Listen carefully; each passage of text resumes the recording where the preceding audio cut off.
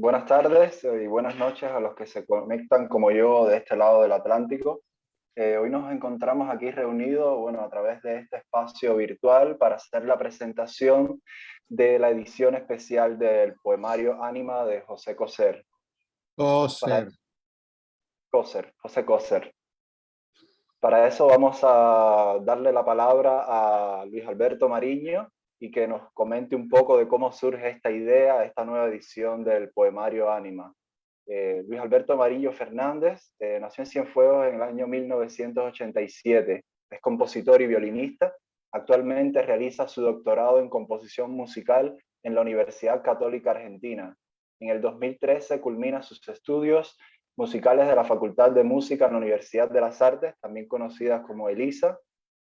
Desde su graduación en el 2005 en la Escuela Nacional de Artes, se ha desempeñado como violinista y como profesor en diversas instituciones y organismos musicales en Cuba y Argentina. Ha participado en varios proyectos culturales que comprenden exposiciones colectivas de artes visuales, obras de teatro y danza. Y bueno, te doy la bienvenida a Luis Alberto Mariño. Muchas gracias, Lester. Gracias, compadre. Gracias a todos los que están. Primero quiero agradecer al equipo de Rialta por coordinar esta presentación. A Michelle Mendoza, que desde el principio que tuvimos la idea de esta edición especial de Poemario Ánima, estuvo pensando junto con nosotros. Por supuesto a Coser, que además va a participar en esta presentación y bueno, todo el trabajo previo, todas las conversaciones, bueno, en fin, todo lo que implica encarar un proyecto de este tipo. Y bueno, de entrada decir que estamos presentando esta nueva edición, esta edición especial, y es una edición especial porque cuenta un poco con una intervención, digamos, por un lado, de una memoria de la primera exposición Ánima que hicimos en Cuba en el 2015 con curaduría de María Lourdes Mariño, y un poco del trabajo, cómo ha ido viniendo siguiendo todo ese proceso, se muestra un poco en este libro. Pero bueno, yo básicamente quería iniciar dando las gracias a los que participaron y protagonistas de este proyecto, y debo mencionar a Ramón Ondal, que hizo la edición del texto, y a Carla María Bellido, que fue fundamental, que es la diseñadora y artista plástica, y que hizo todo el montaje de esta edición, que gracias a ella yo creo que la edición tomó como un cuerpo completo, ¿no? Digamos. Y bueno, fue un trabajo colectivo, el hecho de ensamblar los poemas y las partituras visuales y bueno, y la creación, bueno, después de el anexo, el prefacio, que también lo escribí junto con mi hermana María.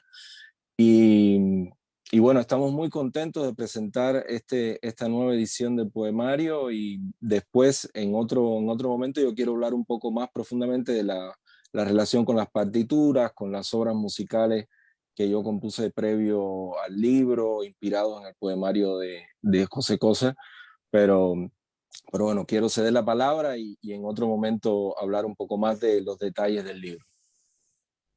Bueno, esta presentación es realmente especial porque tenemos el privilegio de contar con José Coser, a quien en un apretado ejercicio de síntesis voy a presentar, diciendo que nació en La Habana en el 1940. Es uno de los poetas más prolíficos del mundo contemporáneo. El conjunto de su obra suma cerca del centenar de libros, de los cuales el más reciente, Nulla Dies Sine Linea, del 2016, intenta recogerla en su integridad. Ha ejercido la docencia en diversas universidades y traducido al español a poetas de las tradiciones inglesa y japonesa. A la par de un indiscriminado ejercicio de la lectura, ha llevado una reflexión crítica sobre antiguos y modernos, canónicos y emergentes, de la que dan fe los fragmentos de sus diarios, las entrevistas concedidas y los ejercicios en prosa, en parte concitados en volúmenes como La voracidad grafómana, José Coser, del 2002, y ¿De dónde son los poemas?, del 2007. En el 2013, perdón, José Coser fue galardonado con el Premio Iberoamericano de Poesía Pablo Neruda.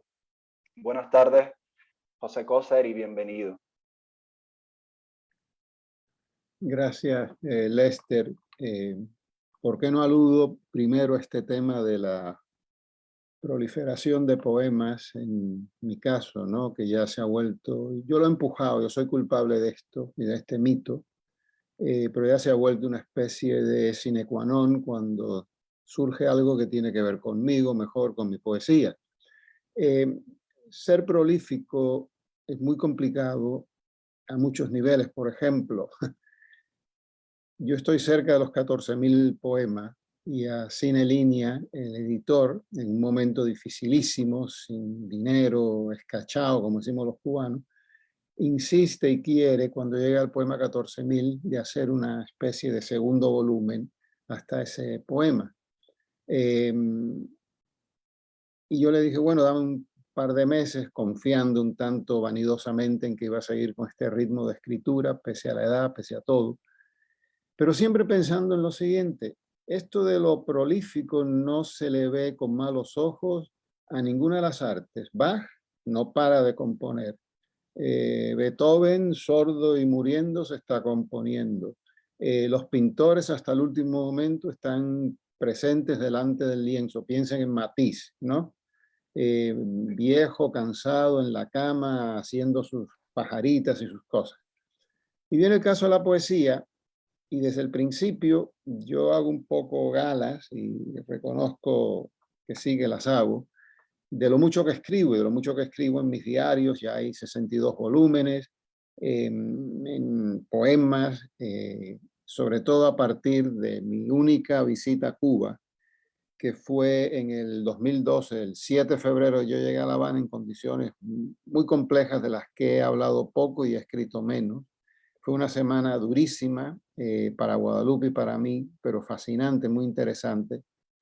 Corrí muchos riesgos y pensé que a la vuelta a Miami, a este sitio extraño y real, me encontraría con una situación de rechazo, hasta peligrosa físicamente, y fue todo lo contrario.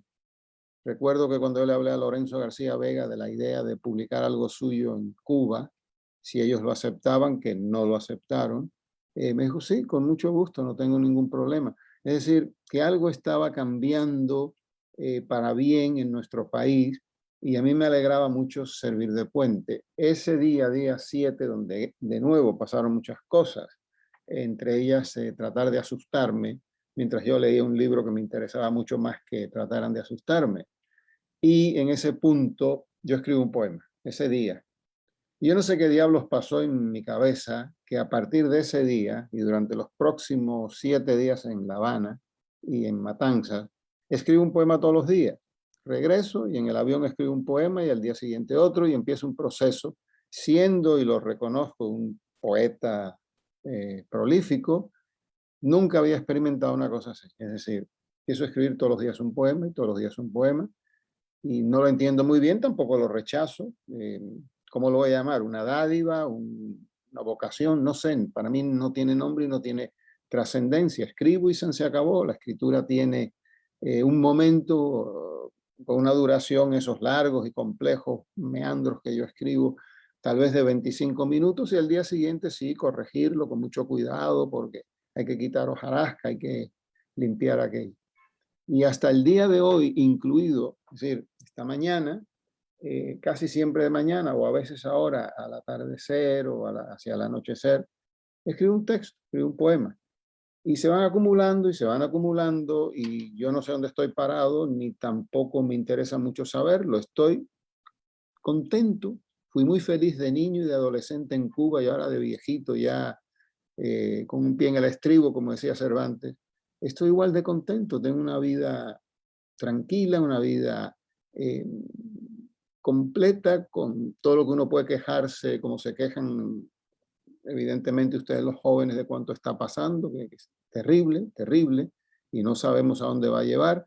Pero mi mujer y yo aquí día y día en nuestro pequeño monasterio civil, vivimos nuestra vida muy contentos y en esa vida está leer y escribir. Yo siempre he sido ese niño que quiere leer y escribir, nunca he sido otra cosa. Y pues hay una extrañeza, pero una extrañeza que alude a este concepto de los demás, teóricos, otros poetas, en que el escritor prolífico no es bueno. Y a mí se me ha dicho, gente que no te ha leído una palabra y se te acerca o oyes decir de ellos, no, este no puede ser un buen poeta. Eso es ser un buen poeta y habría que conversarlo y cuestionarlo, porque escribe mucho, como si hubiese o un defecto, un exceso de escritura y como si la poesía todavía fuese visto al modo romántico como algo que viene de los dioses, de las musas, que si no surge desde una... Y eso, claro, las musas no son generosas, los dioses no son generosos. ¿Cómo te van a dar un poema todos los días? Eso es imposible. Pero el bicho este raro escribe todos los días un poema largo, complicado, ininteligible. Bueno, lo que se dice ya a mí me rebasa hace muchos años y me entra por un oído y me sale por el otro. Pero, llego a la siguiente reflexión. Yo no soy un poeta prolífico, es un poeta que escribe. Y esta mano que están viendo aquí moverse quiere escribir.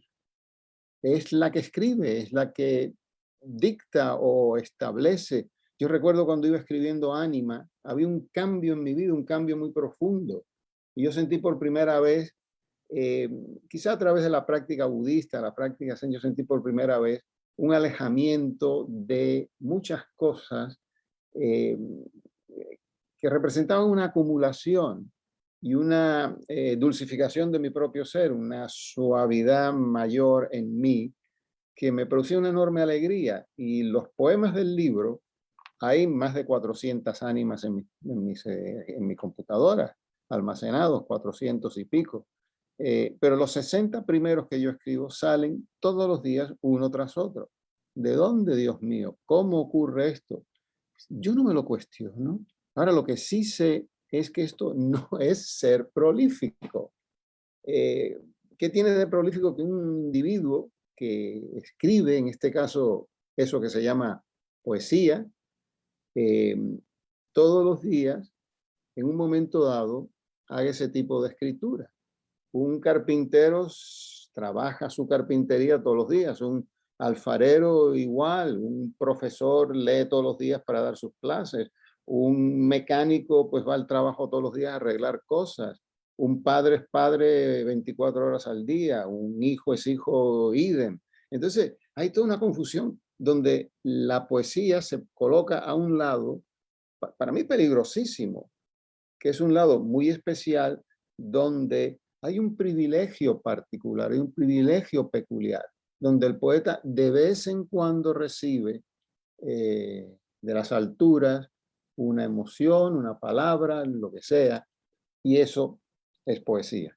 Eso es cómo se hace la poesía. Pero no, Víctor Hugo se sentó durante varios años todas las mañanas a escribir 3 horas poesía. No son grandes poemas. Víctor Hugo realmente no era un poeta, era demasiado retórico para ser un buen poeta. Es un gran novelista, es un tipo importante, pero se propone escribir durante unos cuantos años, todos los días, 3 horas.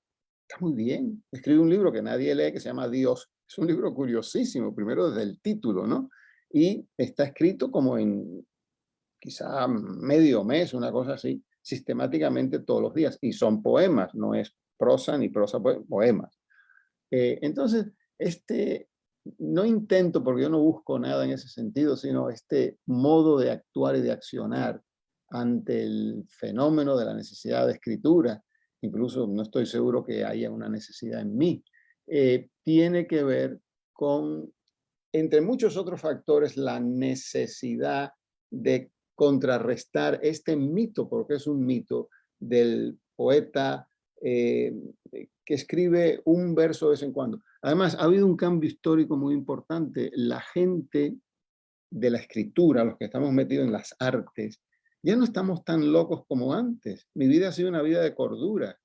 Mi vida ha sido una vida, sí, por un lado quijotesca, he hecho muchas cosas quijotescas, pero por otro lado una vida normal con su momento un poco irracional, que es el de la poesía, pero luego, bueno, pues bajas de allá arriba, a esas alturas, si se trata de eso.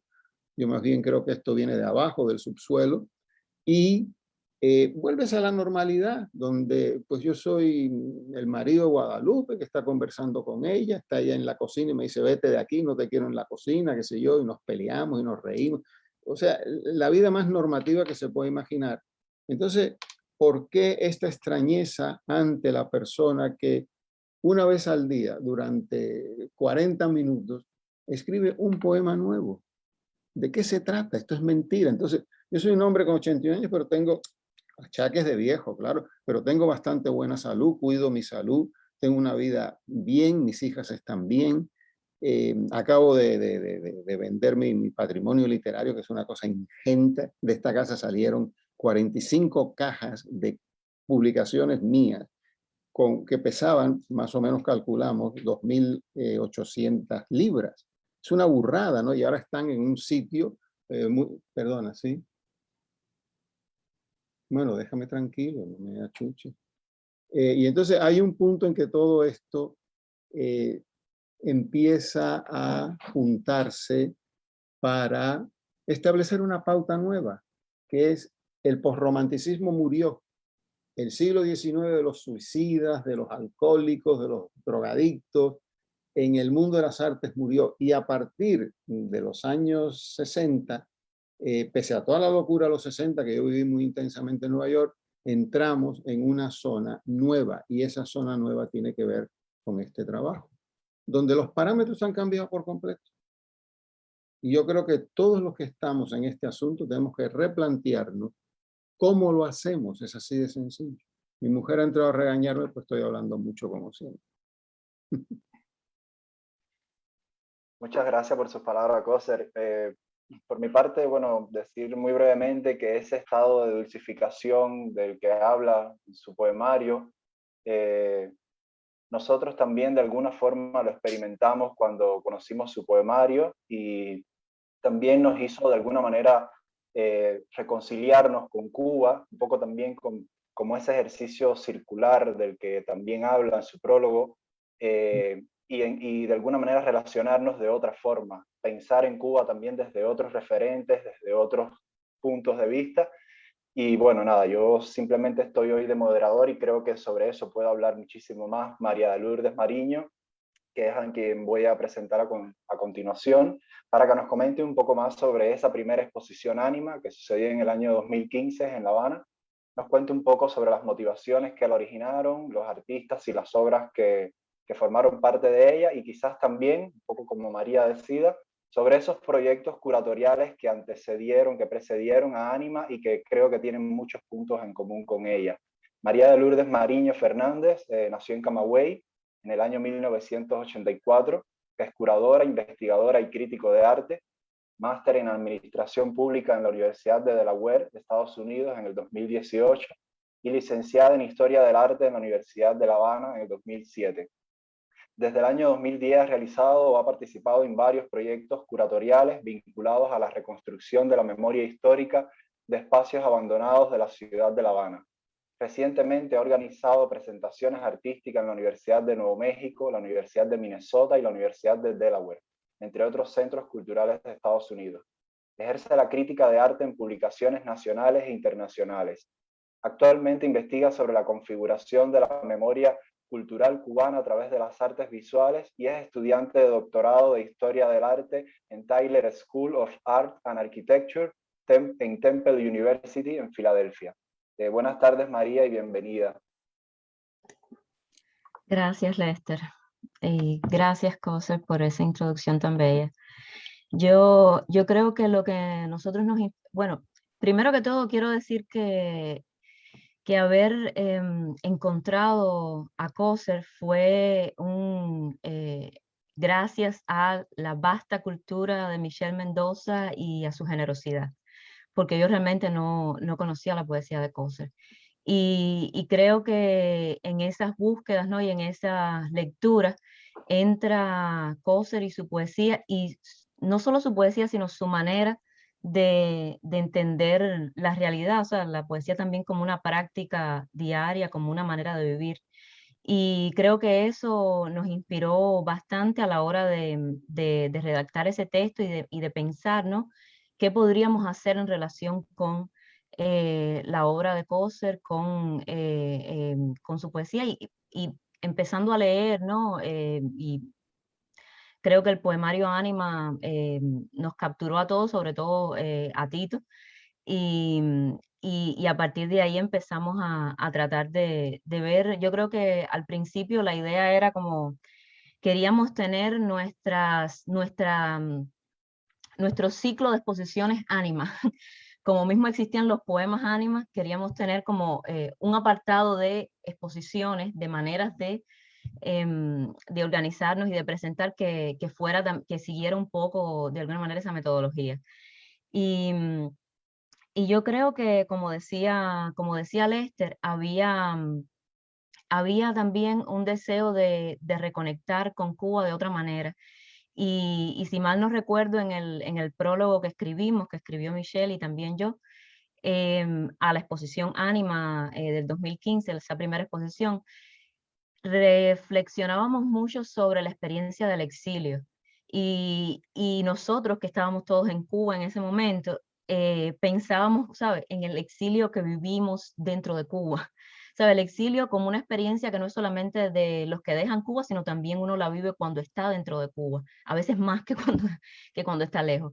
Y tratábamos de encontrar, y yo creo que, a ver, estábamos buscando muchas cosas, pero yo creo que encontramos en la poesía de Coser y en las entrevistas, no sé si recuerdan que en ese momento nos pasamos de manera en PDF, este libro que luego salió, Ave Acker Vale, entrevistas a José Coser, y teníamos muchas de esas entrevistas en PDF que las estaba colectando Michelle, y nos las pasamos como documento en ese momento cuando estábamos preparando la exposición, porque era también una manera de tratar de entender a Coser como poeta, como persona, y tratar de ver cuál era nuestro lugar de alguna manera dentro de eso, o de qué manera o por qué nos identificábamos con ese tipo de relación con Cuba en sentido general. Entonces decía que la cuestión del exilio y la experiencia del exilio era algo de la diáspora, era algo que centraba en buena medida, yo creo que muchas de nuestras inquietudes en ese momento, dentro y fuera de Cuba en buena medida. Entonces, la exposición, que recuerdo que la presentamos a un fondo de la Embajada de Noruega, y ganamos como para hacer una residencia en ese momento en una casa en la Habana Vieja, y formó parte de otros proyectos, ¿no?, que también tuvieron lugar en esa casa. Yo creo que en otros textos he sido bastante crítica de esa exposición. Recuerdo con mucho cariño el proceso de preparación, todo lo que estuvo alrededor, ¿no? Visitar a Coser, pasarnos nosotros todos estos documentos, tratar de un poco de empaparnos de esa historia y de ese espíritu, ¿no? Para tratar de construir ese otro espacio, pero en buena medida creo que uno de los objetivos de la exposición que nunca se pudo lograr por diferentes motivos, no creo que fuéramos nosotros o tuvimos muchos problemas de producción y muchos problemas de administración como tal en lo que estábamos haciendo, ¿no?, en ese momento. Queríamos hacer o construir un espacio que fuera que permitiera una experiencia temporal distinta. Y la idea no era tener una exposición que abriera un día, como generalmente lo habíamos hecho, sino empezar, no sé si te acuerdas de eso, Tito, que teníamos como, y yo creo, y tú tenías mucha esa idea también, de empezar por la mañana y terminar por la noche, o simplemente hacer ciclos que fueran de 24 horas, hacer como mantener la casa abierta 24 horas y estar todo el tiempo entrando y saliendo música, entrando y saliendo videos, obras, y crear de alguna manera esa experiencia otra, ese espacio que para mí, no sé, digo para mí, pero creo que en buena medida para todos, era un espacio de liberación tanto espiritual como política, viviendo en Cuba. La idea, ¿sabes? La idea era crear, o la idea era entender de qué manera podemos vivir aquí, podemos crear aquí, y, y ser libres y ser consecuentes y estar centrados, ¿no?, en una actitud que también es ética, es política, es espiritual. Y yo creo que la poesía de Coser nos dio todo eso, o por lo menos nos dio la entrada, ¿no?, a ver de qué manera uno lidia con ese día a día cubano, y de qué manera uno puede como encarar todas las, no sé, lo difícil, que todo eh, todo lo difícil, lo violento que puede tener la cotidianidad cubana, cómo lo encaramos como creadores, como curadores, como personas que quieren vivir con cierta autenticidad y al mismo tiempo respetando el espacio de la creación, respetando y entendiendo el espacio de la creación como un espacio de libertad. Ya lo digo, de libertad espiritual y también política. Entonces, yo creo que en buena medida todo eso estaba como por debajo, ¿no? En muchas de nuestras búsquedas, desde que empezamos a hacer las exposiciones.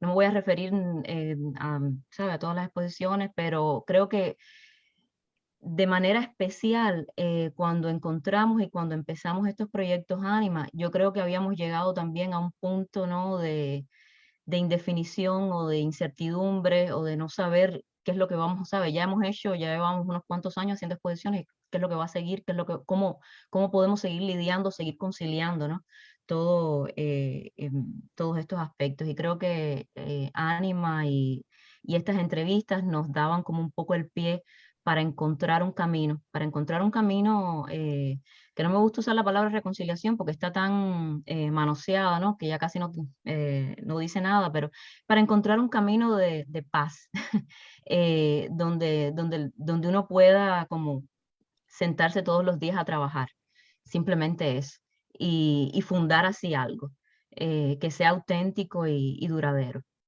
Entonces, a ver, no sé, podemos seguir hablando luego, creo que de todos los artistas que estuvieron. Bueno, recuerdo con mucho cariño Lester La Maleza, que nació ahí, pero bueno, ya tú hablarás un poquito más de La Maleza.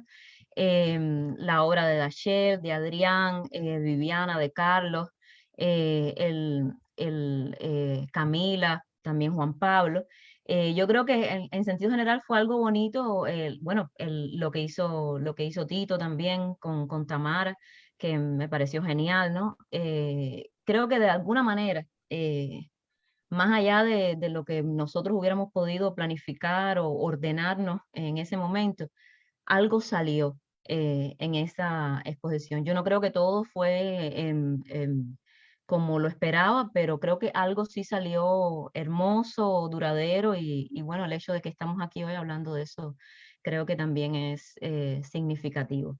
Entonces, no sé si yo cuando me puse a leer otra vez este libro, encontré varias de mis anotaciones en ese momento, y luego quizás pueda leer una cita de una de esas entrevistas, que no sé si Coser todavía tiene esa, lo podría decir de la misma manera, pero igual fueron, creo que, unas entrevistas que nosotros compartimos con mucho cariño entre nosotros también, y que nos ayudaron a hablar, a entender un poco esta realidad tan, no sé, difícil que nos ha tocado lidiar. Entonces, si quieren, luego Sí, podemos muy bien. seguir hablando. Es muy interesante para mí ver todo el proceso de ustedes allá y empezar a conocerlos a ustedes. Tú estuviste aquí en casa, almorzaste con nosotros. El caso de Michelle hasta el día de hoy me parece emblemático de un individuo que está en dificultades tremendas de vida y que no para de leer. Y a mí me ha asombrado y me sigue asombrando, no solo entre cubanos, sino entre mucha gente de lengua castellana, que es lo que más conozco en distintos países de América Latina y también de España, aunque menos, la cantidad de gente joven que tiene unas culturas tremendas, una cosa impresionante. A mí me impresionaba este Michel, ¿de dónde diablos ha salido? Yo llevo toda la vida leyendo, los 14 años, y este tipo ha leído más que yo.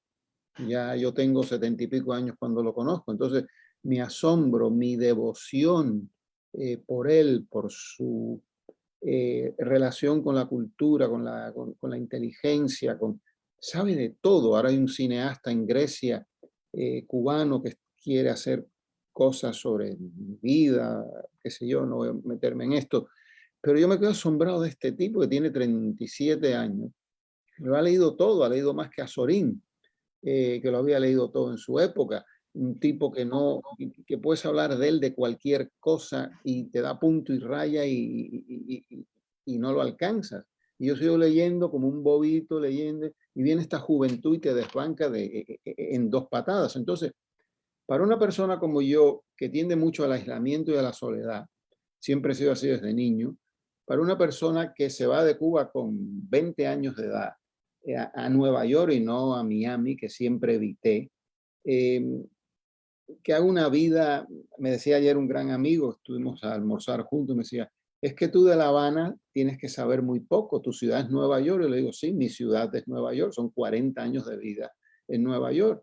Entonces, ¿cómo se ubica esto? Y ustedes, igual que quizá este libro tan curioso que es Ánima, los ubica en un cierto sentido para hacer ciertas cosas que yo quisiera que no tuvieran tanto que ver con este personaje, este Coser, sino con una continuidad más allá de ese Coser y que fueran útiles para otros y para nuestro país, que es un país desastrado, es un país en estado de sufrimiento perpetuo. Entonces,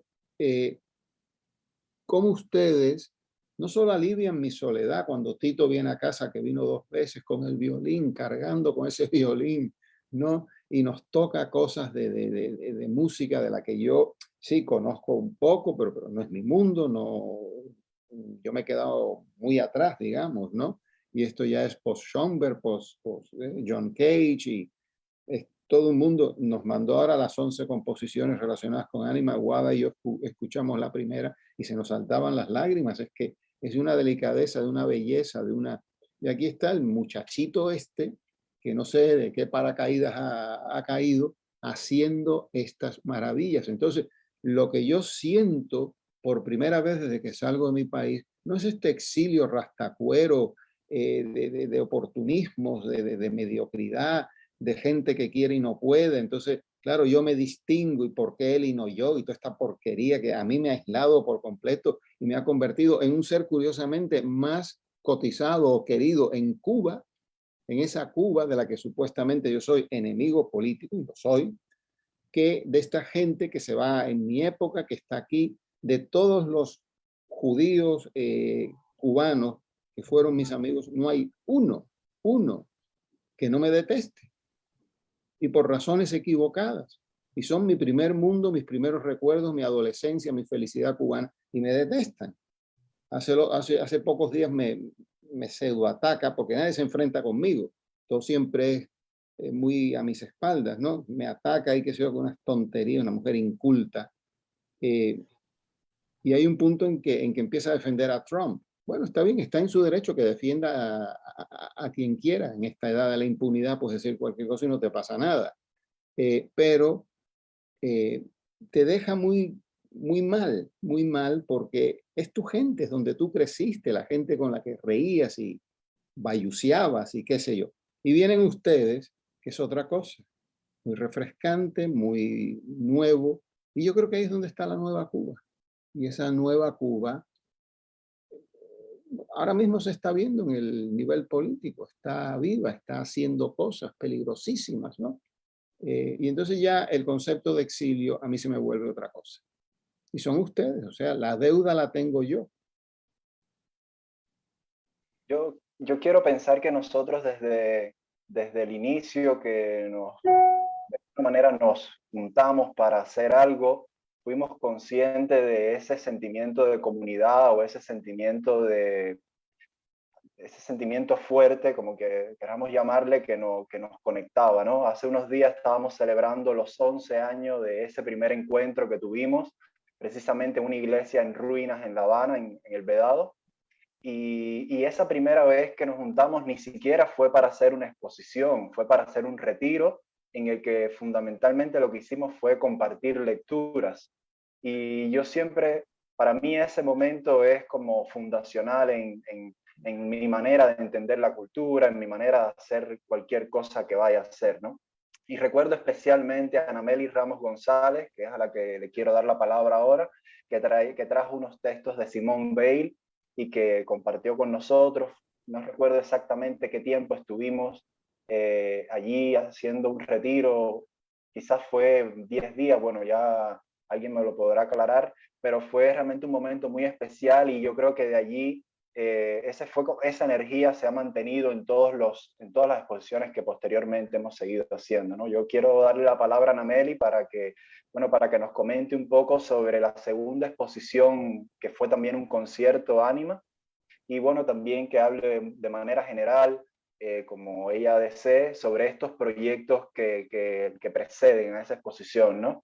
Anameli nació en Camagüey en el año 1985, es profesora, investigadora, curadora de artes visuales y crítico de arte. Es máster en procesos culturales cubanos de la Universidad de las Artes de La Habana en el 2014 y licenciada en Historia del Arte en la Universidad de La Habana en el 2007. Su labor docente e investigadora como profesora en el ISA por más de 10 años se conecta con un proyecto de reconstrucción de la memoria histórica a través de la curaduría de exposiciones de artes visuales. Desde el año 2010 realizado, ha participado como curadora en más de una decena de exposiciones en diversas ciudades como La Habana, Camagüey, Luanda y Berlín.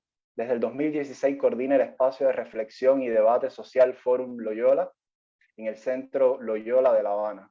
Ejerce la crítica de arte en publicaciones nacionales e internacionales y actualmente ha terminado su primer año como estudiante de doctorado en antropología de la Universidad Iberoamericana del DF en México. Buenas tardes, Ana, y bienvenida.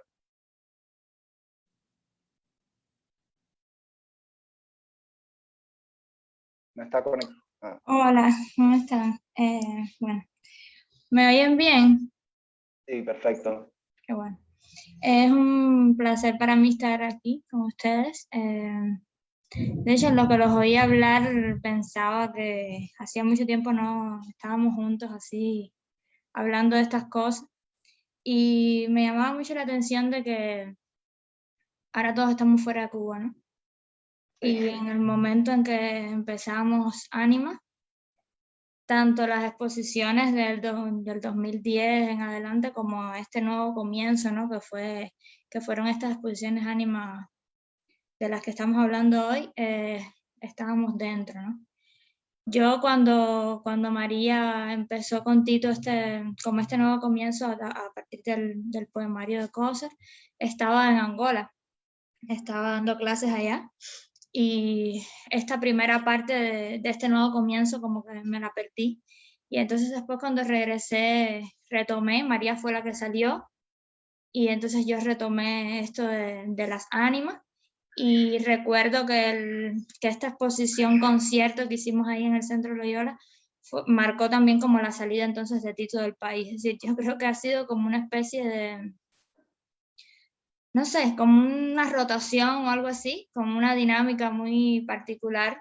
Creo que no somos solo nosotros, le ha pasado a Cuba completa, pero en el caso nuestro lo interesante ha sido que hemos conseguido mantener no solo el vínculo entre nosotros, hablando de esto de la comunidad que tú decías, Lester, sino también como una dinámica de trabajo, ¿no? Como pautas, como una especie de tono que se ha mantenido durante tantos años. Y creo que, por lo menos para mí, eso es justamente lo que yo sentí cuando empecé a leer estos poemas Ánima, ¿no? Para mí son como cosas que se repiten, pero que al mismo tiempo marcan cambios, ¿no? Que al final la vida, ¿no? Uno va viviendo, uno siempre es Anameli, es fulano, ¿no? Pero las cosas van como mutando y a veces podemos, es decir, a veces somos capaces de registrar qué es lo que muta y a veces no. Transcurrimos y nos dejamos como fascinar o interpelar por lo que sucede, ¿no?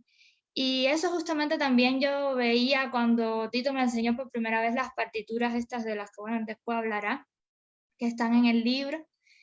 y que son como partituras como vacías, ¿no? Es decir, no tienen como una melodía fija, sino que van como variando. Es decir, lo que las va enrumbando es como una intensidad que varía, como una especie de tono también. Y no sé, me fascinaba cómo él había conseguido a partir de poemas llevar eso entonces a partitura, o incluso a una imagen que de por sí sola es ya muy hermosa, ¿no? Y entonces eso tenía como que ver mucho también con las exposiciones que nosotros veníamos haciendo desde hacía tantos años, y era como una manera de mezclar, de hacer como una simbiosis entre las diferentes artes que pueden tener en común, ¿sí? Y además cómo los seres humanos, ¿no? Cómo nosotros nos, como que nos adentramos dentro de todo eso que significa la creación, y que además significa la creación colectiva también, ¿no?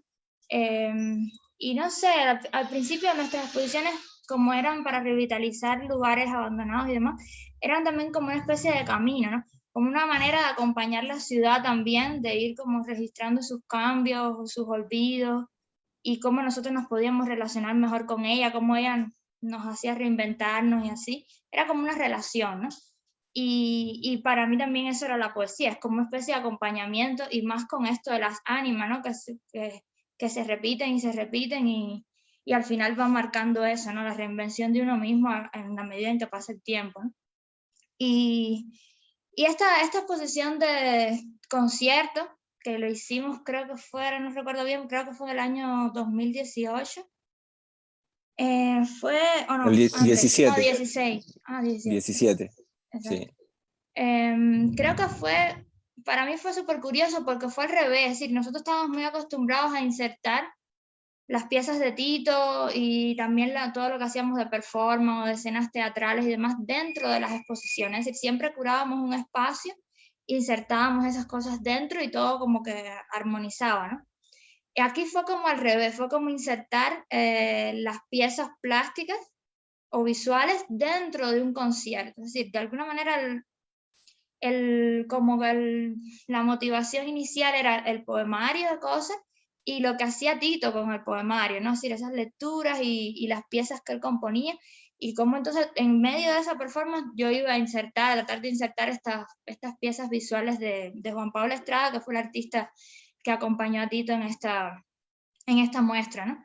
Entonces, simplemente tratamos de generar ese espacio en un lugar que era un teatro, además, no era un lugar para eso, pero bueno, a eso estábamos ya acostumbradas, ¿no? Y entonces era poner a toda la gente ahí que pudiera participar en el concierto, porque además Tito quería como que también interviniéramos, y se hizo la obra de los güiros, donde nosotros también como que participábamos. Entonces era como intervenir en todo eso y que también las piezas pudieran habitar el lugar, ¿no? Entonces tenemos poca realmente documentación de la exposición porque no se grabó las piezas de Tito, pero después perdimos la documentación de las obras como tal visuales, pero bueno, eran varios videos, y recuerdo que había uno de los metros contadores, otro que era del al piso de la calle Ánima en Cuba, ¿no? Un poco jugando con la idea esta de Ánima, pero lo que sí tenían en común estaba el otro de la garza, que remitía un poco a la cuestión esta oriental, la vida y obra de la garza se llamó. Pero lo que sí tenían en común era esa cosa como del fluir, ¿no? Eran videos que fluían, que te daban como la idea de una experiencia de vida, y entonces estaban instalados dentro del espacio y funcionaban como una especie de ritmo con estas piezas que Tito mostraba, así que Tito expuso ese día, que Tito tocó. Y creo que al final fue súper interesante lo que se consiguió, era como una especie de hábitat distinto, donde la gente creo que se sintió acogida, ¿no? También buscábamos siempre eso en nuestras exposiciones, que la gente se sintiera acogida, que se sintiera como invitada a permanecer, y a generar como una especie de temporalidad diferente, ¿no? En medio de una vida que siempre te arrastra, que siempre impone prioridades que a veces no son tales, y entonces uno volver como esa especie de paz o de tranquilidad o de espiritualidad que puede incluir a los demás, ¿no? Y cómo es que puede incluir a los demás. Creo que esa exposición mano a mano entre dos artistas fue como eso, ¿no? Como mostrar la relación entre el mundo también de la literatura, el mundo de de la música, y bueno, después entonces insertar también todo esto de lo visual en el caso de Juan Pablo Estrada. Y una pregunta, Anamelis. ¿Me escuchas? ¿Me escuchas? Sí. Sí. Ahora que todos ustedes, yo pensé que tú estabas en Cuba, en La Habana, pero veo que no. Ahora que todos ustedes que originan este proceso están fuera, ¿tú le ves continuidad a este proyecto? ¿Estamos en las primicias, en los comienzos, o esto ya muere dada la nueva circunstancia en que están todos ustedes? Ya, bueno, es que no todos estamos fuertes, todos, yo dije lo que estamos aquí hoy Ya. hablando, ¿no? Pero bueno, hay muchos que todavía están en Cuba, es decir, Ánima. Es increíble porque además yo siento a veces como que te hemos robado el nombre, ¿no? Y entonces ahora nadie, sí, ahora todo el mundo está como, hasta nosotros mismos estamos confundidos porque Ánima se llama todo. Ánima se llama el proyecto que tenemos ahora. Ánima se llamaron estas exposiciones, que bueno, fue a partir de tu poemario. Y sin embargo, nosotros hacíamos exposiciones desde hace muchos años antes, pero ahora es como que Ánima también es todo eso anterior, ¿no? Y yo creo que ahí está el reto, ¿no? En mantener esto mismo, sí, mantener este trabajo, contando con los que están todavía en Cuba. Igual yo estoy ahora en México, pero voy a regresar. Voy a estar un tiempo allá, después volveré para seguir el doctorado. Es decir, no sé, creo que eso también ha ido cambiando. Es como una diferencia también respecto a ese otro exilio, que muchas veces se planteaba como algo más definitivo, ¿no? Y ahora mismo eso no necesariamente es así, aunque creo que podría volver a ser así. Es lo que siento ahora mismo, ¿no? Como que, no sé, es una intuición total, una total especulación, pero me parece como que estamos de nuevo en un punto en que la gente puede querer desaparecer de Cuba y nunca más regresar, ¿no? Y bueno, ojalá no sea así. Es interesante el Sí. comentario tuyo porque dices que me han robado el nombre Ánima, pero yo también se lo he robado a la cultura, es decir, no es invención mía ni mucho menos. Pero yo creo que la aspiración es un libro muy curioso porque es un libro de 102 libros que yo tengo publicados, que ha corrido una suerte muy especial de aceptación, lo cual no quiere decir que se lea, lo cual no quiere decir que se trabaje. Al final de mis años de vida, yo veo que lo mío, que repito, ha sido muy solitario, si tiene destino, tiene un destino mucho más allá de mí, lo cual me desconsuela por un lado, porque soy un chismoso y me gusta ver cosas y estar ahí, pero por otro lado, me consuela mucho porque la idea de que uno ha trabajado toda una vida con devoción y que implique una continuidad más allá de la propia vida es muy alentador.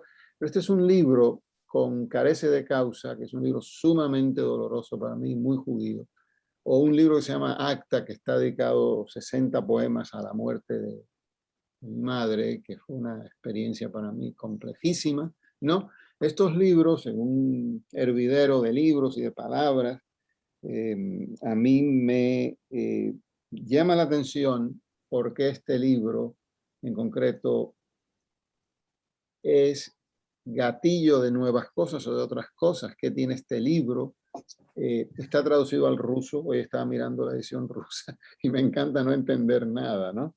O sea, no pueden ni reconocer la palabra ánima en el título o mi nombre.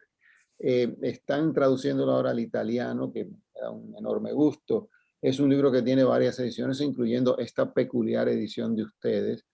Ayer me llegaron 2 ejemplares de Buenos Aires. Es un libro bellísimo, es un libro que se ha hecho con un enorme esfuerzo, una edición limitada. Entonces, ¿por qué este y no otro?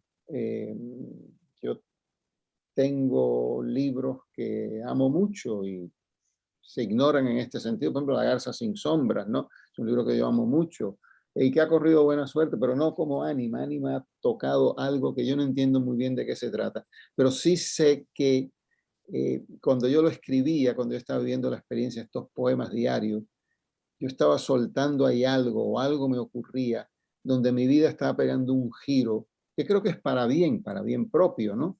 Y que de alguna manera inconsciente ustedes lo reconozcan y otros lo reconozcan, me consuela, me produce una enorme alegría íntima y espiritual, por usar esa palabra tan difícil de usar. Entonces, lo agradezco y lo que anhelo, mi afán sería que esto tenga una continuidad a través de ustedes y de muchos más, porque en tiempos tan difíciles de deterioro, de peligro político a niveles, yo nunca los he vivido de esta manera, aunque vengo de una familia de un padre diezmado por los nazis y le asesinan a sus padres, a sus hermanos, a todo, bueno. Yo nunca he vivido en carne propia un momento tan desequilibrado, tan peligroso como este. Y yo creo que estos conatos de espiritualidad son la única resistencia. Sí, definitivamente. Yo tampoco creo que, es decir, yo creo que el hecho de que estemos hoy aquí reunidos, Tito en Buenos Aires, yo en Madrid, Ana en DF y María en los Estados Unidos, yo creo que es también una muestra de que este proyecto y este grupo de alguna manera va a continuar generando este tipo de espacio de espiritualidad, como bien ha dicho, ¿no? Que yo creo que son particularmente necesarios en el contexto que está viviendo Cuba ahora, sobre todo porque una buena parte de nuestro grupo y de nuestro grupo de Ánima está en Cuba y está pasando por situaciones bastante complicadas, ¿no? Yo quería darle la palabra a Tito para, si quiere comentar un poco acerca de Sí. las obras compuestas inspiradas en el poemario, los preludios para viola y otras piezas musicales, y bueno, las partituras vacías que componen también esta edición especial de Anime. Sí, gracias, Lester. No, yo quería retomar un poco también, como antesala, un poco todo lo que habíamos hablado desde el mismo retiro que tú mencionabas y que, porque enlaza, porque todo, por lo menos en mí se entrecruza y permanece también. La idea de que en ese primer retiro leímos los textos de Simone Weil sobre el Padre Nuestro, por lo que yo estoy haciendo una tesis de doctorado de composición acá en Buenos Aires, es también una muestra de cómo hay hilos ahí que siguen, ¿no? Sosteniéndonos, ¿no? O nosotros agarrándonos. Yo creo, como decía Mari, en la primera Expo Ánima hubo mucho que quedó fuera de las cosas que teníamos pensadas.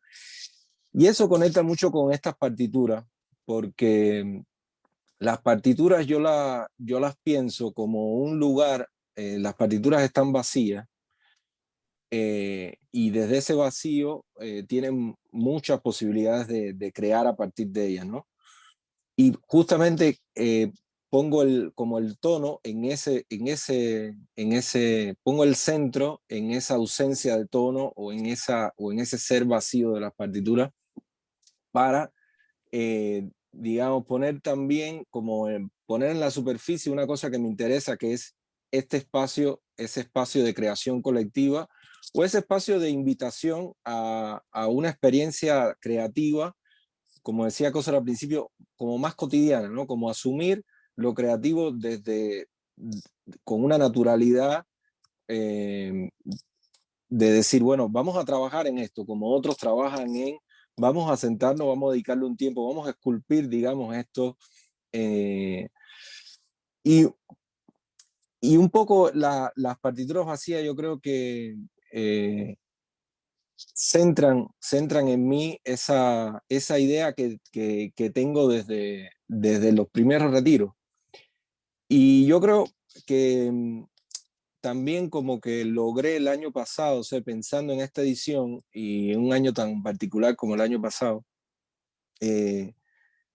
justamente porque venía como con todos esos temas de Simone Weil, las reflexiones del Padre Nuestro, estaba pensando el concepto de atención y lo importante de ese concepto de atención de Weil y el concepto de atención en Cage, por ejemplo, que sitúa la música, la definición de la música como la atención del sujeto y no en el objeto, sino en el propio sujeto que atiende.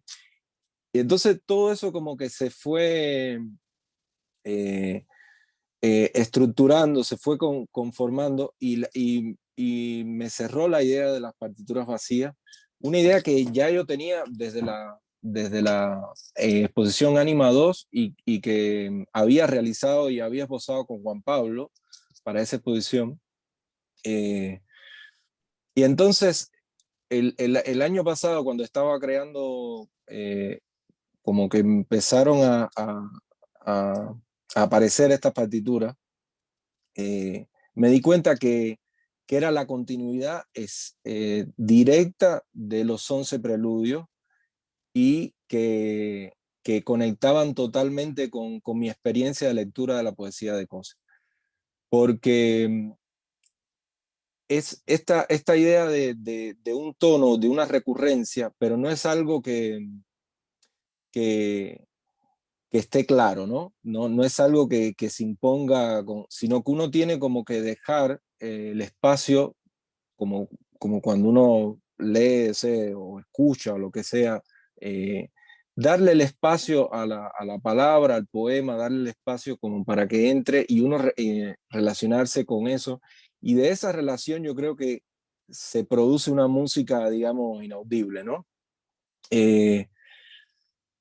Y cuando compuse los 11 preludios, los 11 preludios, quise fijar ese tono de una manera muy evidente. Es el la de la viola, el la de la cuerda central de la viola, el cual es literalmente muchas veces, en algunos es como suave, en otros preludios es como atacado, ¿no? Y cuando estaba escribiendo un texto que salió en homenaje, en el homenaje que se hizo de Rialta por los 80 cumpleaños de Coser, me di cuenta y retomaba la idea de por qué preludio y de por qué ese quedar como enunciar algo que no llega, ¿no? Y justamente con toda esa idea me di cuenta que la continuación del preludio, o sea, lo que venía, o sea, lo que estaba preludiando el preludio era estas partituras vacías que están como cerradas desde una forma visual, pero abiertas desde una posibilidad infinita de materializaciones, no solo sonoras, sino lo pienso como un trabajo que puede ser incluso interdisciplinario, colectivo, o sea, que puede, donde se puede abordar como muchas artes. Y ahí yo creo que es un poco también mi intención, conectado con lo que mismo decía Coser, por un lado de decir, bueno, en realidad lo fundamental no es lo que uno solo aporta o lo que uno puede hacer, sino todas las posibilidades con las que uno puede ir relacionándose y creando y viviendo, ¿no? Experiencias creativas o en solitario o interdisciplinaria o con otros músicos. Como ese presente de creación me interesa más o me interesa a la par de mi obra o lo que yo pueda ir creando yo como autor, ¿no? Y entonces las partituras vacías son como esa eh, poner como un pie forzado, digamos, para partir de algo y, y conectando con lo que decía José, darle como una continuidad, algo que va más allá de uno y que uno puede estar o no estar, pero que puede eh, de algún modo seguir generando vida y creación. Y yo creo, hablando un poco también de la experiencia de la realidad y la experiencia en Cuba y fuera de Cuba, ¿no? Yo creo que Ánima justo en ese momento, por lo menos en mi caso, me sostuvo un poco, como que uno necesita alimentarse. Aquí voy a retomar, hablar un poco de los términos de Bale, pero bueno, estoy muy baileizado.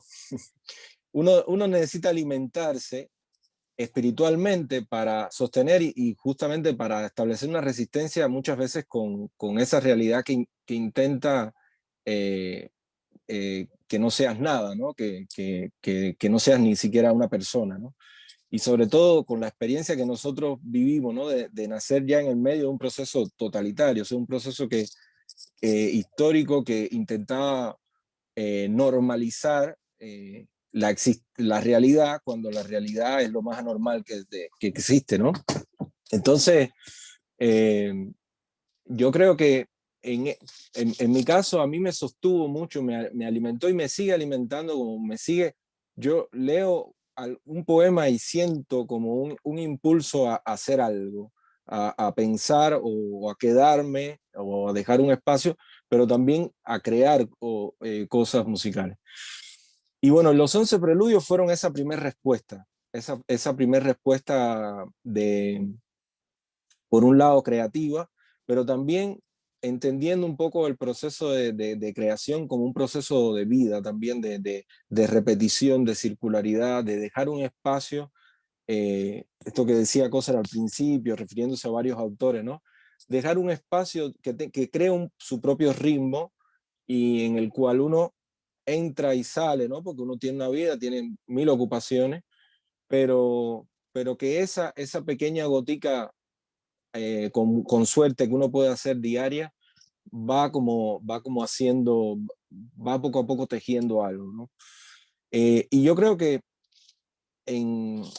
pensando la actualidad de Cuba, pensando todos los graves dilemas y las cosas horribles también que se están viviendo, una cosa fundamental para resistir, ¿no? Ese impulso ese impulso de normalización violenta, es también alimentarse espiritualmente desde el punto infinito que cada cual lo encuentre, ¿no? Pero yo creo que es fundamental crear también, crear desde muchas cosas y no tenerle miedo a la creación, sino agarrarse de la posibilidad de crear que tenemos como sujetos para resistir y a la vez para dar vida, ¿no? Para potenciar, digamos, lo mejor de uno, ¿no? Es como un punto Sí, de gracias. reunión, como un punto de reunión que es lo incoado, lo incipiente en este proceso que tú describes, creo que perfectamente bien, donde a mí me llamaba mucho la atención el primer poema, ya no así goteo, sino lineal, del libro, que se convierte en una especie de pequeña obsesión para empezar tus composiciones. Y yo lo atribuía a la palabra contenes, al contén, que es un cubanismo, pero es un cubanismo riquísimo y es una palabra que sale de mí, eh, que sé cómo se dice eso en la Argentina o en España o en México y qué sé yo, pero la palabra oriunda, la palabra primera, es content.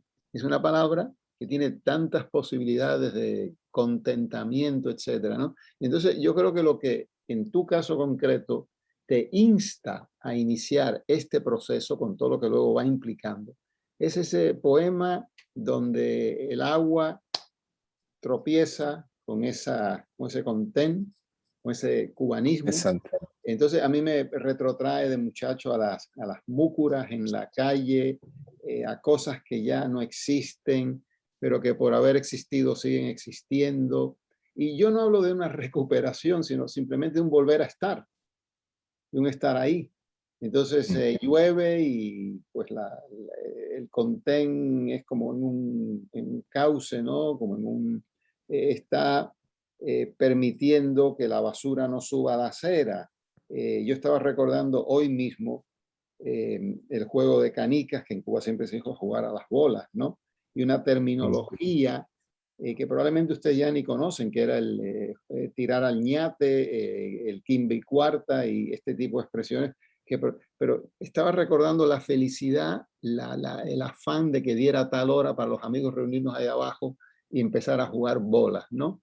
Y lo que se ganaba eran bolas, es decir, si ganabas con un buen ñate o con un quimbe y cuarta, como yo tenía las manos grandes, pues mi quimbe y cuarta tenía ventajas, ¿no? El que tenía las manos pequeñas, ¿no? Y entonces eso me representaba para mi colección de bolas. Incluso estaba pensando de qué estaban hechas, de cristal, como parecía, o ya eso era un trampantojo donde en vez de cristal era plástico, yo qué sé, ¿no? Todo un mundo, sí, perdido, ido, que pertenece a otra época, ¿no? Pero que a mí me hizo muy feliz y muy estar en mi país. Yo nunca concebí no estar en mi país, ¿no? Mi padre, que era un judío que salió en el año 29, que se vino a Cuba y llegó a Cuba con $1 en el bolsillo y se enamoró del país, y cuando finalmente se tuvo que ir decía, yo no puedo vivir sin Cuba, y lo decía con ese acento judío que tenía, entonces esto es conmovedor, ¿no? Hay un poema donde digo que mi padre recibe la noticia de la muerte de sus padres por telegrama, y eso me lo cuenta Bebo, que era un empleado suyo, y dice, y yo nunca vi a tu padre llorar, excepto esa vez, ¿no? Se tuvo que controlar. Recibir la noticia de la muerte de tus padres en el gueto de Varsovia en el año 43, asesinado por los nazis, en un telegrama que le contaba a alguien. Entonces, estas experiencias tremendas que todos vivimos, no es particular de los judíos ni de una cierta época, el mundo siempre ha sido eso. Yo creo que nos reúne, y eso es lo que me interesa, nos reúne, y por eso le preguntaba esto a Ana Meli, si esto tiene continuidad o no, porque ya estamos reunidos. Estamos reunidos. Exacto. Y lo que, por ejemplo, cuando tú hablas de partituras vacías, como yo no sé de música, nada, pienso en el manido tema de Mallarmé, la página en blanco.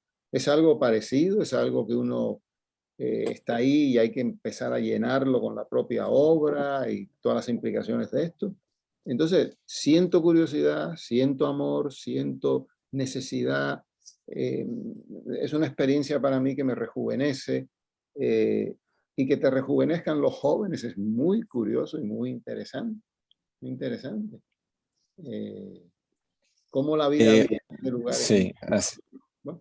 No Sí. sé si tienen ahí alguna partitura para ponerla, que la gente la pueda ver también digo, en la imagen. Abre el libro. Sí, bueno, sí, perdón. Porque es que la gente se debe estar preguntando ahora mismo qué cosas son las partituras vacías. Sí, no creo que se vea bien. A ver. De todas formas, después vamos a compartir el link donde está la versión, digamos, la versión virtual del libro y también de las partituras, para que, exacto, sí, está bien, para que tengan una idea un poco de cómo se entrelaza, ¿no? Y un trabajo que, vuelvo a decir, fue gracias a Carla María Bellido, que hizo toda la edición y el montaje visual, digamos. Pero quería comentar un poco esto de que mencionaba Coser, y justo la idea de canales de desagüe, un poco para mí tiene dos cosas fundamentales. Una es como algo que está abierto a recibir lo que sea, ¿no? Y un poco lo siento como eso, un poco esa experiencia de reconciliación, aunque es cierto que la palabra está bastante gastadita o muy utilizada para otros fines, ¿no? Pero sí de reconciliarnos con la realidad, con que no podemos, en mi caso siempre he tenido como una visión un poco totalizadora, un poco totalitario, ¿no? De querer controlar las cosas, y a partir de la lectura de este poemario y de la relectura de Simone Weil y otras lecturas, he como ido abriendo un poco no solo mi mundo musical, sino mi mundo personal a la realidad. Y por el otro lado, no solo esa apertura a lo que suceda, sino esa posibilidad de futuro, esa cosa de estar ante algo que puede ser una cosa específica y otra y otra y otra, ¿no? Y bueno, quería comentar un poco eso, y aparece en el libro también porque lo pienso como una invitación a crear ese espacio de la poesía donde se pueda leer no solo poemario Ánima, sino mucho de la poesía de Coser, acompañado de acciones, acompañado de obras, acompañado de sonidos, acompañado de, como es ese espacio que tiene menos de conciertos, sino más de retiro, más de compartir y de vivir, ¿no? De experiencia. Sí, sí, si quieres, vamos viendo algo del libro y de las partituras que están, exacto. Coser, usted creo que quería leernos algo de... No, ¿No? sigan. Yo quisiera, yo Dale. quisiera hacer como una anécdota muy breve, sobre todo porque quisiera contársela directamente a Coser y tiene que ver un poco con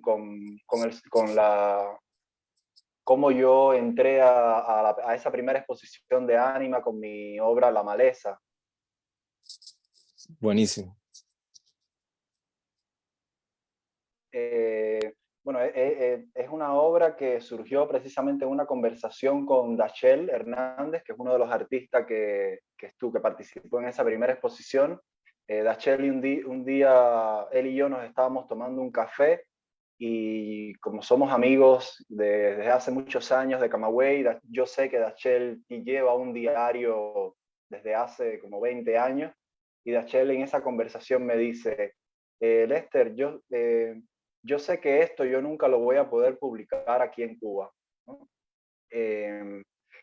Y yo en ese momento pensé, algo así me dijo, ¿no? Como que él ya tenía la seguridad que estaba escribiendo algo, pero que él sabía que eso no se podía publicar allí en Cuba.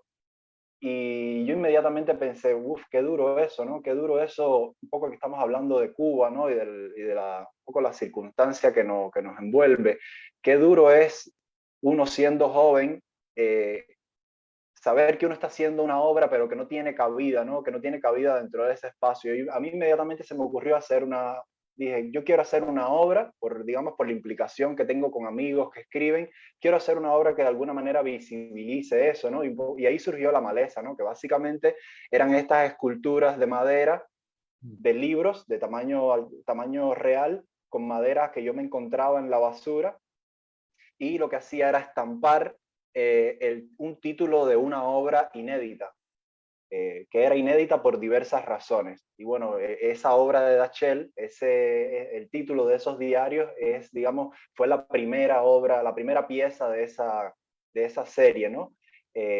Yo en el momento que tú mismo, Tito y María de Lourdes me comentan sobre la exposición, yo tenía solamente 4 títulos, uno era de Dachel, otros 3 eran de Etienne Martínez Román, que es un amigo nuestro, profesor de física de la Universidad de La Habana en ese momento, que escribe unos textos muy experimentales y que por cuestiones ya de género o de definición no entran dentro de ningún certamen literario cubano, ¿no? Y yo tenía esos títulos y un poco les comento la idea, y creo que a través de Michelle y de María, pues yo les comento, bueno, ¿creen que pudiera hablar con Coser y comentarle un poco esto?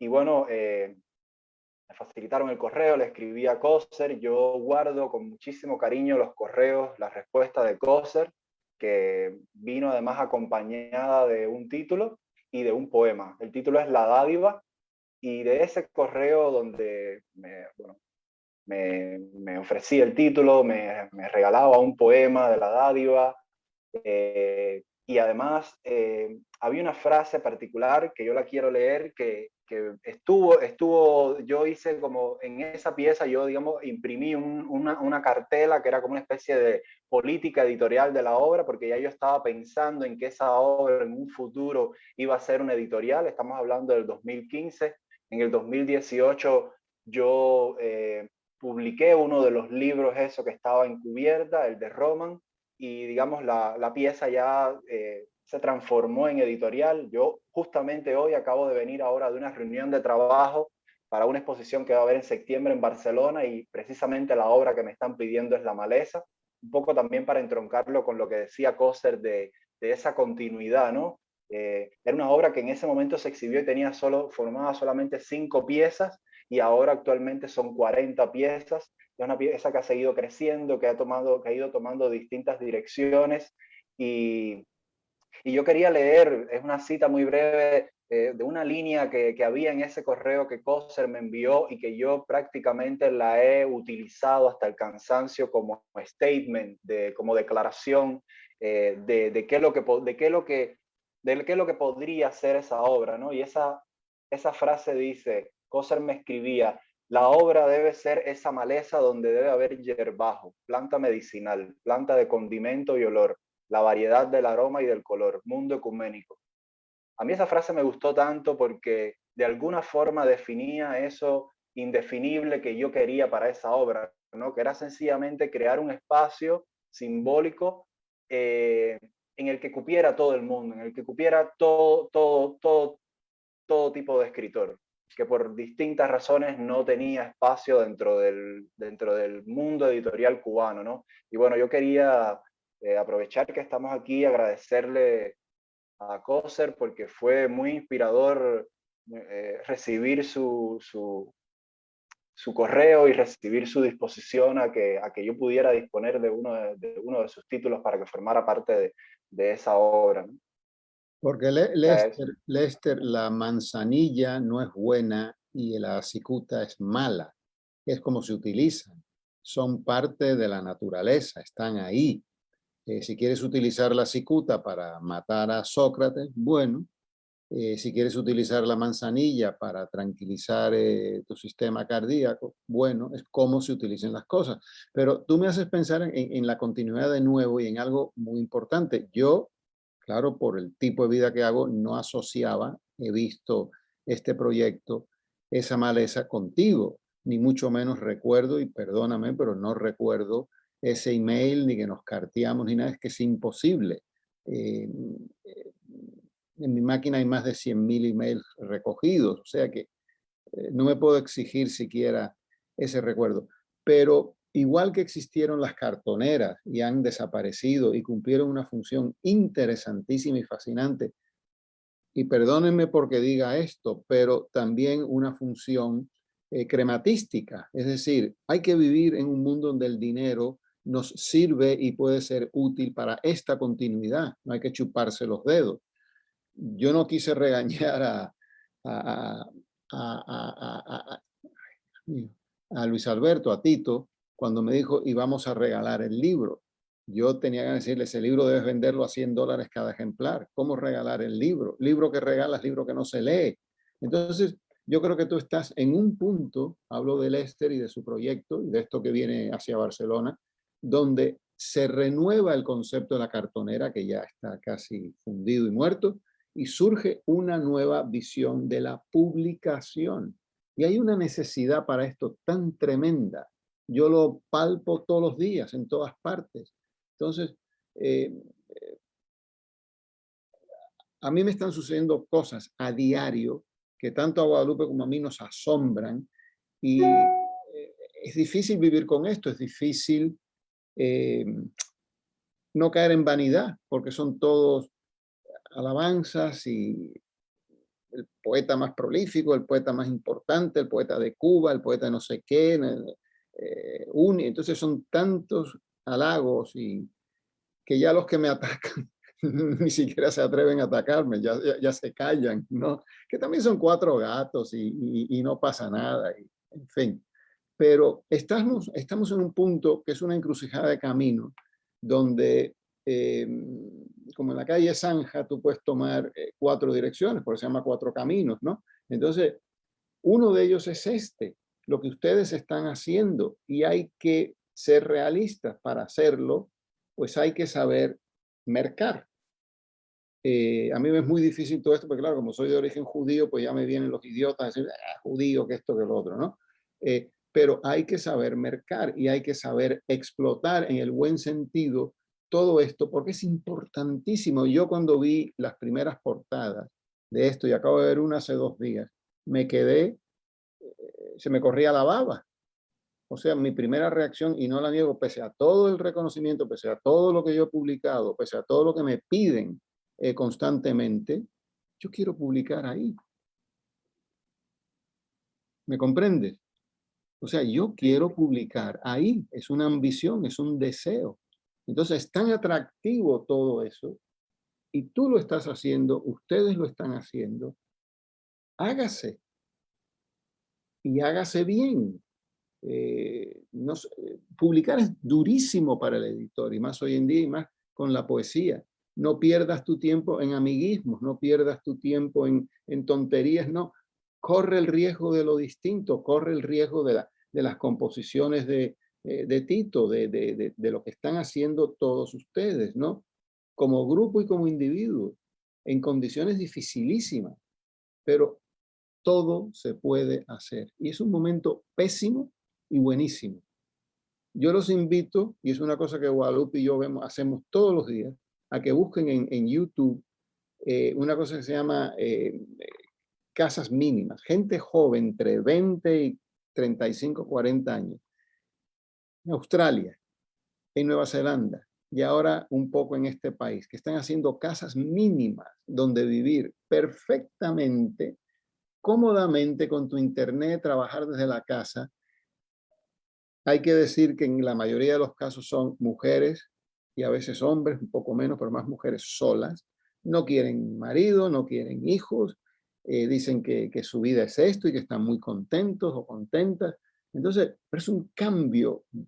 Esto está ocurriendo en la China totalitaria de hoy a niveles de gente que se ha dicho, yo voy a ganar dinero. Y ha ganado dinero. Una pareja ha cogido ese dinero, se ha ido al campo, pero al campo quiere decir cerca de Shanghai, cerca de Beijing, cerca de la gran ciudad, tener acceso a, y ahí a veces con familia, con hijos que no mandan a la escuela, ellos los educan, están cambiando el mundo. Y tienes que ver las casas, claro, muchos son arquitectos, gente muy preparada, gente que ha hecho estudios en Harvard, en qué sé yo, ¿no? Pero súper frugales, viviendo con poco y haciendo. Tu vida tiene que ser una vida muy frugal. Tú no tienes posiblemente acceso a grandes dineros, pero esa falta de acceso también te da una libertad infinita. La desmaterialización es tu propia libertad, y la libertad de hacer este proyecto que es tan acogedor, es tan ecuménico, porque al mismo tiempo es, desde el punto de vista del capitalismo en que vivimos y en cual tenemos que vivir, es una fuente de ingresos. Pues aprovecharla, pues meterle mano, pues moverse, ¿no? Y es una vida interesantísima, es la vida de un verdadero editor, que es otra idea que se está muriendo y que hay que reavivar. Lo que fue aquí en Estados Unidos Scribners, o lo que fue los grandes editores que leían, que amaban la literatura. Todo eso tiene que volver, claro, cambiado y modificado de acuerdo con las circunstancias. La tecnología no es enemiga. Ahora es cómo la utilice. Si es para bobear y hacer daño, que sea, pues bueno, está bien. Pero a mí me ha sido, y yo que soy muy reacio a estas cosas porque no sé trabajar con las manos. Entonces, cuando empieza toda esta tecnología, yo me negaba. Cuando entré en ella, digo, pero madre mía, qué maravilla poder coger un poema que lo he amarrado en un punto y con la máquina cambiarlo, eliminarlo, rehacerlo. Me ha dado una libertad que yo nunca he tenido, nunca. Y también eso tiene que ver con lo prolífico. Tienes unos mecanismos de trabajo hoy en día que te permiten lo que era antes mecanografía. Yo todo lo escribo a mano, sí, pero luego viene el otro paso de mecanografía. Antes era, ahora es la computadora y guardarlo. Y ahí queda, se acabó. Entonces, toda esta oportunidad que tenemos nos la ofrece el mundo desde una nobleza, nos la ofrece la naturaleza desde una nobleza. Y con dinero se pueden hacer cosas maravillosas. Empezar a limpiar esta tierra, empezar a limpiar los ríos, empezar a limpiar los océanos, empezar a resolver el problema del plástico, empezar a reconstruir esa Cuba en ruinas. Tantas cosas que se pueden hacer. El dinero también manda. Pero manda no desde la locura de este capitalismo duro y puro, que es una idiotez hasta tales extremos. Nosotros ya no miramos televisión, oímos las noticias de la BBC por la mañana para enterarnos un poco de cosas, pero nos hace un daño terrible. Y aquí en esta casa apenas ya hablamos. Ahora leemos, conversamos, nos reímos, comemos juntos. Lupe es una gran cocinera, entonces, bueno, yo tengo el privilegio de comer como un rey todos los días por 4 pesos. ¡Qué maravilla! ¡Qué maravilla! Y cuando le digo, ¿por qué no salimos a comer? Que te pegas esta paliza. Y dice, no, no, no, este es mi zen budismo, esto es lo que yo quiero, déjame tranquila, vete. Qué bonito es todo esto y qué momento tan, que ustedes existan, lo repito, y trato de controlar mis emociones, pero que ustedes existan, y sobre todo al final de una ya algo longeva vida, es... No, y qué bonito contar con personas como usted que a pesar de que salió de Cuba desde hace muchísimos años, sigue tan conectado, como una palabra que usamos mucho en la actualidad, que estemos tan conectados, ¿no? A pesar de que, como he dicho, estamos todos en lugares, en sitios muy distintos, ¿no? Yo creo que eso para nosotros es muy inspirador y, bueno, nos da en buena medida la fuerza para hacer todos estos proyectos, ¿no? Que desde luego, por mi parte, le aseguro que van a tener continuidad y que vamos a seguir con la misma energía, ¿no? O sea, Hoy Tito está ustedes han publicado 40 libros de estos ya. No, no, no, no. No. Las esculturas de madera. No, no, de estos libros hemos publicado, no, hemos publicado solo 3. Solo Ya. 3.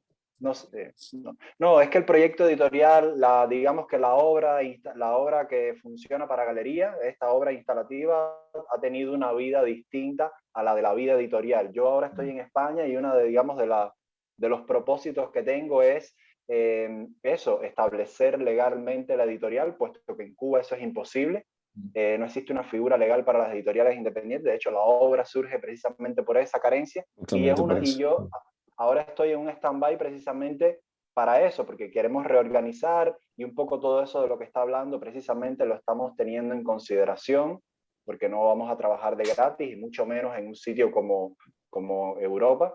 Y estamos como replanteándolo todo para eso, para tener un anclaje legal y, bueno, y poder seguir haciendo este tipo de proyectos, ¿no? Que sí, que me parece que son necesarios y que uno la pasa muy bien. De hecho, el editor de esta edición especial, que es Ramón Ondal, él también está en este proyecto, además de ser un amigo muy cercano, pues también nos unen así vínculos profesionales. Entonces yo tengo mucha añoranza por poder publicar a todas estas personas, ¿no? Porque sí, porque creo que en la maleza tendrían espacio, ¿no? Y tendrían espacio con toda esa, digamos, con todo ese placer de trabajar entre personas profesionales. Sí, total.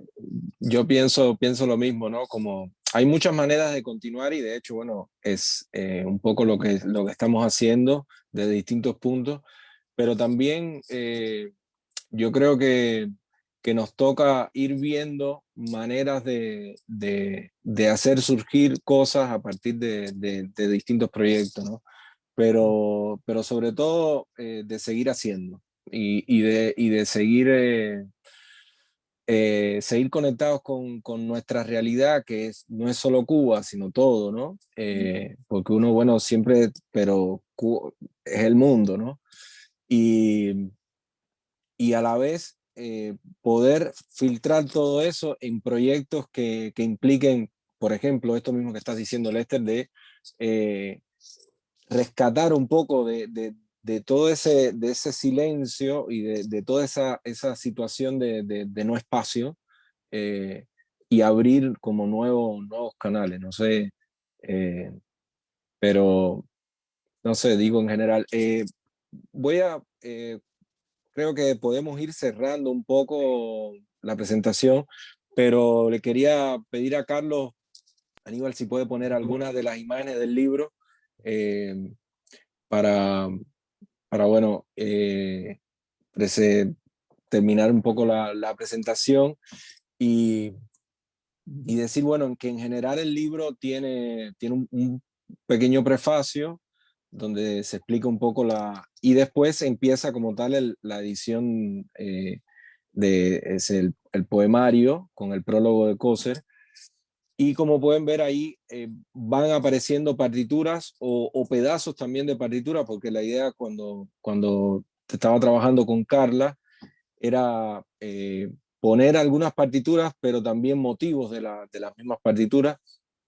Esta, por ejemplo, es una que me gustó mucho desde que la hice, que es de la secuencia número 2, y fue una de las que me ayudó a encontrar ese título, digamos, general, que era Canales de Desagüe.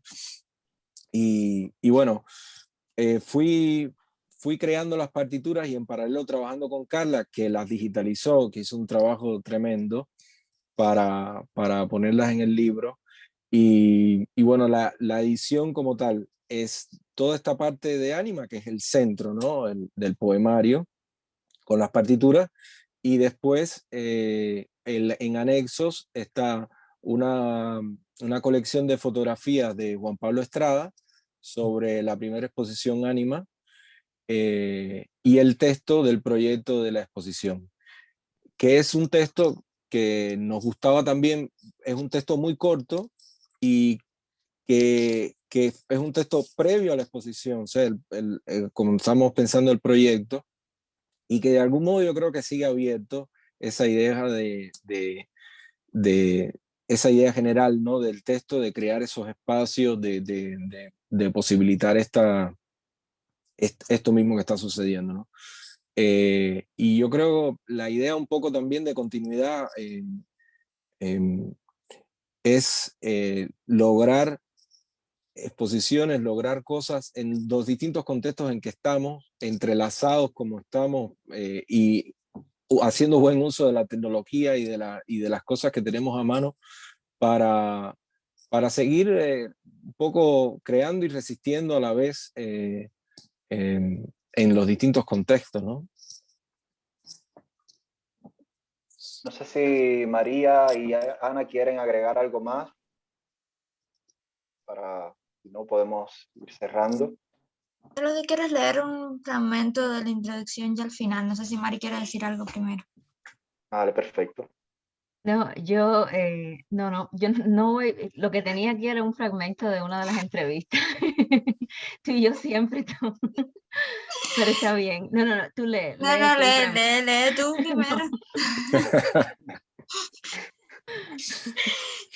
Bueno, yo voy a leer un fragmento de la introducción. A mí me gusta especialmente y se lo voy a dedicar a Luis Manuel. Luis Manuel está, bueno, nos enteramos hoy de que está en huelga de hambre, de sed, de silencio, posiblemente por más de una semana, no lo sabíamos. Y bueno, Sí. quiero leer esta parte. Yo realmente creo que la poesía tiene ese poder de traspasar todos los espacios, ¿no? Y que esto de lo que hemos estado hablando hoy, ¿no? De este espacio de espiritualidad y comunidad puede llegarle, ¿no? Cuando leemos o cuando pensamos. Y dice: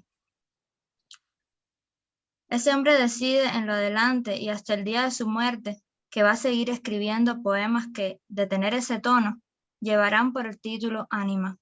Al año, y luego de haber escrito unos 150 poemas, extrae del mazo acumulado 60 poemas llamados Ánima. Ahora los publica. Son un registro, quizás un testamento. De algún modo, siente que el fajo de los 60 poemas tiene dos fundamentos. Por un lado, participa de un proceso de dulcificación de su persona y de su escritura, a la que aspiró desde joven, iniciado en un momento para él en verdad revelatorio.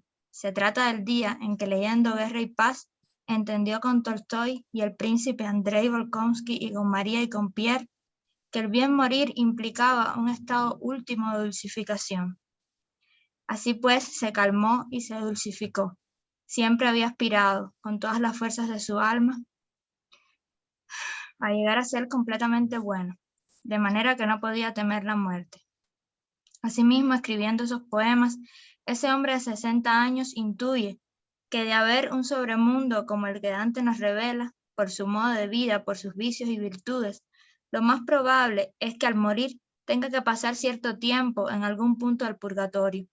Dado que el autor de estos poemas nació en una isla y dado que el purgatorio es una isoleta, entiende ahora que los poemas que configuran Ánima participan de este otro fundamento, el de la recurrencia, la circularidad, el punto de partida que tiende, necesita cerrarse en una oval, en un redondel o circunferencia, en que lo último regresa a lo primero. En este caso, la isla se dirige a la isla, o Cuba entronca, germina en la isoleta.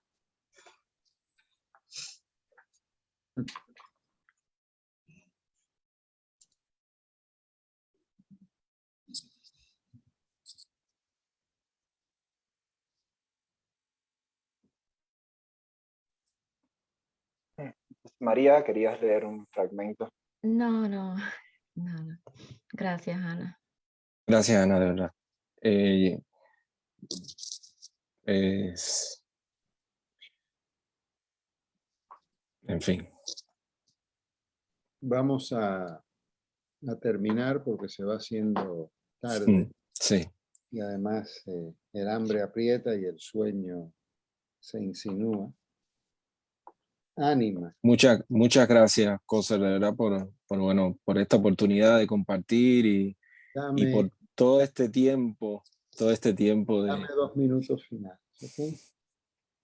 Ánima. En la vieja ciudad, los canales de desagüe bordean los contenes. La vaca se inclina a lamer gozosa de moho. Y mi madre, estrellada tras los blancos sanguiñuelos en flor, suma las lentejuelas de su vestido, se ríe delante de una coqueta.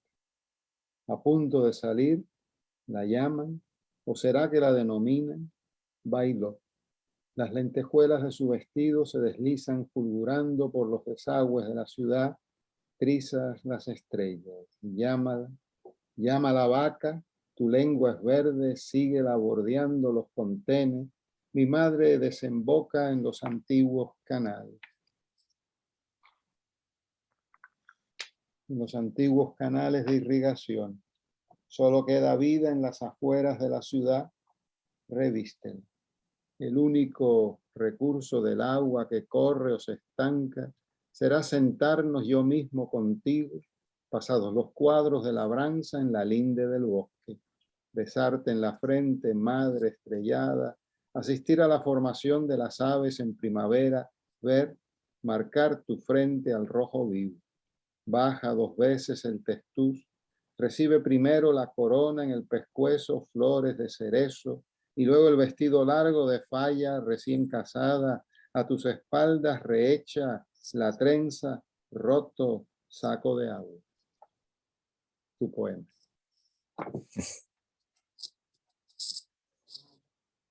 Muchas gracias, Coser. Muchas gracias.